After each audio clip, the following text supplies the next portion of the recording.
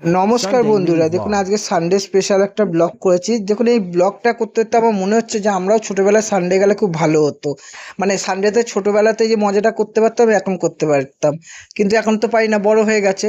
দেখুন প্রথমে আমরা ঘুগনি খেয়েছিলাম টিফিনে, তারপর হচ্ছে স্যান্ডউইচ ছিল বাবুর জন্য, তারপর আমরা একটা মন্দিরে গেছিলাম। সে মন্দিরে আমাদের একটা পুজো দেওয়ার ছিল, মায়ের ভোগ নিয়েছিলাম আমরা ওখান থেকেই।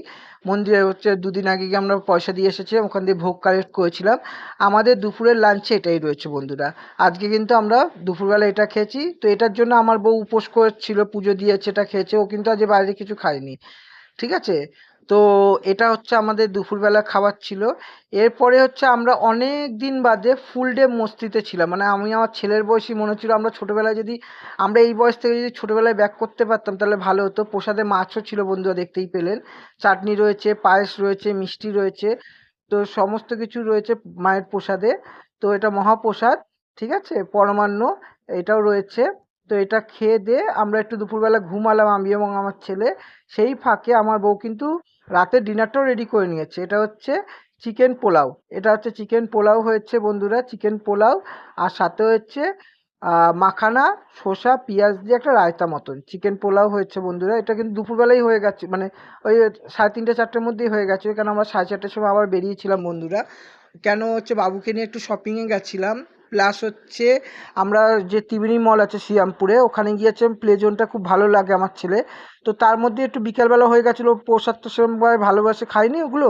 তো তার জন্য ওকে একটা পিৎজা খাওয়ানো হয়েছিল। এখানে লোকাল একটা ক্যাফে আছে, ওখানে একটা ছোটো পিৎজা নিয়ে নিয়ে গেছেন। দেখুন পেটে বাচ্চার পেটে যদি খাবার থাকে ওরা মজা মস্তিটা খুব ভালো করেই করতে পারে। তো তারপরে দেখুন কি সুন্দর ওরা করেছে। যদি আপনারও যদি বাড়িতে একটা বাচ্চা থাকে তাকে নিয়ে যেতে পারেন।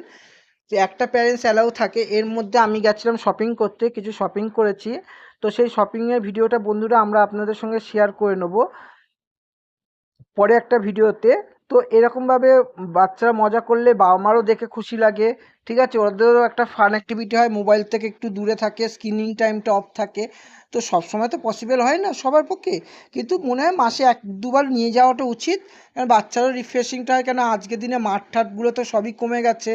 বর্তমান পরিস্থিতিতে মাঠের হাল খুবই খারাপ, বাচ্চা খেলতে পারে না। তো তার জন্যই আর ছোটো ফ্যামিলি, নিউক্লিয়ার ফ্যামিলি, ছোটো ফ্যামিলিতে বেশি লোকও থাকে না। যেমন আমার বাড়িতে আমি, আমার মিসেস এবং আমার বাচ্চা, তারাই থাকি।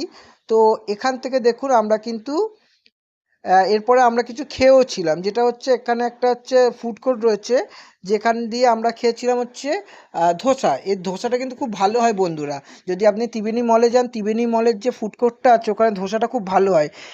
খেয়ে ট্রাই করবে, চাটনিটা কিন্তু অসাম হয়। তো আমাদের ভিডিওটা কেমন লাগলো, আমরা ছোট একটা পরিবার, কেমন লাগলো বন্ধুরা কমেন্ট করুন।